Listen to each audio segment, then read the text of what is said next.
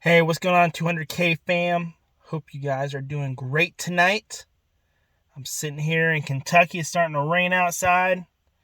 Been a long day. Still got some work to do after this, but want to talk to you guys about how to control disappointment, or how to handle disappointment, I guess is more like it. Today was a pretty rough day for me. Actually, this deployment in general has kind of been rough. It hasn't panned out the way I thought it was. I was expecting to be home for Christmas. Didn't get to go home for Christmas. Not making what I thought I was going to be making on this deployment. Had a pretty rough day today. Had some claims that just didn't go the way I thought they would go. So man, it's just been rough. Man, just been rough.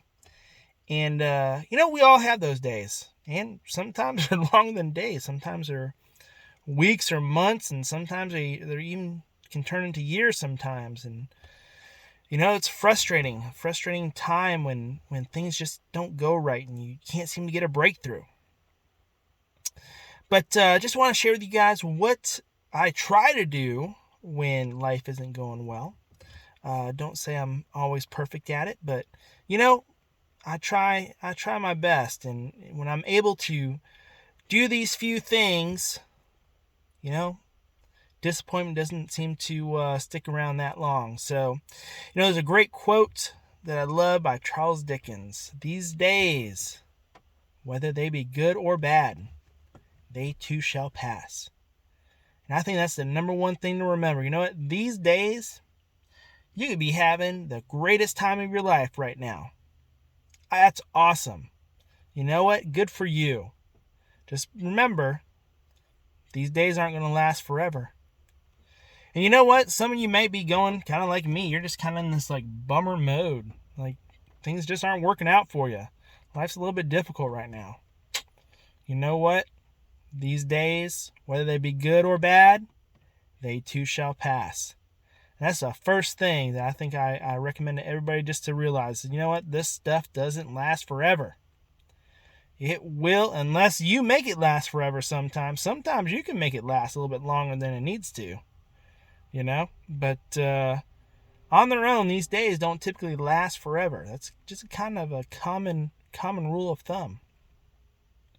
So that's one. But the other piece of advice that I think is good for us all to follow is actually found in Ecclesiastes, where Solomon is talking, and he's talking about how this rain clouds and this wind came and it blew this tree over in a field, and it just kind of destroyed this field. And you think about, he's referring to a farmer, how he had this tree and it fell over in his field and it destroyed part of his crops. And Solomon says, most people believe Solomon wrote Ecclesiastes, and Solomon says something that's not very empathetic, right? He goes, where that tree falls, there it falls, there it lies. And you think about, okay, first of all, what does this have to do with disappointment? I guess you can kind of get the idea, a tree falls in a field, but what does it mean where the tree falls, there it lies? What Solomon's talking about is some things in life is beyond our control. That farmer was out there, he probably worked as hard as he could. He tried to do everything by the book to raise this field. Back then, that's farming is how you got your money. Disaster happens, wiped out your field. I mean, that could cause you your livelihood for that year. Solomon's saying, you know what? Sometimes life happens and we can't control it. And then he goes on to say, the person who worries about the weather, the person that's too concerned about the wind, isn't going to sow. He's not going to move forward in life. He's always going to be worried, stressed about what might go wrong. And we all know that if you don't sow, you can't reap.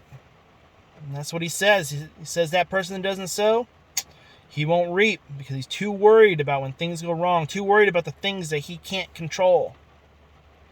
And then he goes on to say, the same way that we don't understand how life enters into the mother's womb, we don't understand how God will make things work out. how God will make things work out. Like, we kind of know how life enters the womb, but we really don't. We don't really understand what triggers tissue to be tissue 1 second and life the next second. I mean, just like that. Tissue 1 second, life the next second. What triggers that? We kind of know the process. We kind of know how it grows and how the baby is eventually born, but that 1 second, tissue, next second, life. We don't really understand that. In the same way we don't really understand that, we don't really understand how God works things out. Kind of in God's control. And so what Solomon recommends is, he says, in the morning, plant your fields. In the morning sow. Bad things are going to happen, is what he's saying. But you know what? You still need to go out there and sow your seeds. He says, in the evening time, do not slack your hand, for you do not know what's going to succeed. He's like, yeah, something's going to go wrong sometime in life. But you know what? You don't know what's going to go right either. And you know what? You don't know if some things go right or everything goes right at once. So why would you spend your whole time worried about things you can't control? Why don't you spend your time focused on the things you can control? And that's the other two lessons. Don't worry about the things you can't control. You know, I really can't control this deployment. It's been disappointing. I can't control anything about that. I can't control what's going on with some of these claims that I'm struggling with to, get agreements on.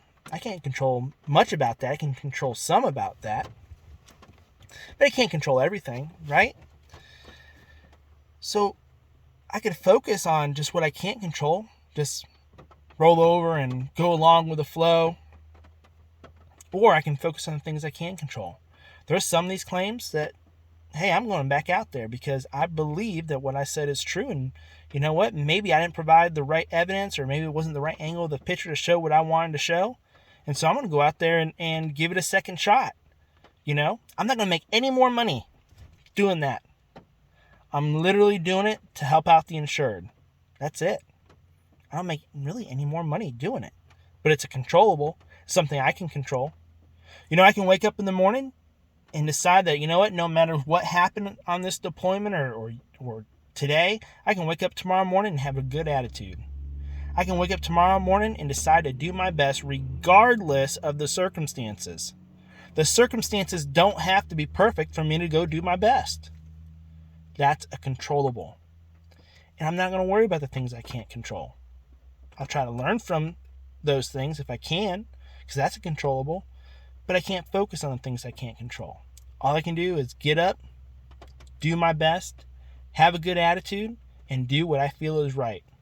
That's all you can do as well. So, hope these points help you out. If you have any great tips on handle disappointment, feel free to leave those in the comments below. Also, feel free to like and subscribe if you have not already. I appreciate all you guys who are following me, as well as participating in the comments and discussions both here and on Facebook alike. So appreciate you guys. Hope you have a great night. Hope this week goes great for you, and we'll talk to you later.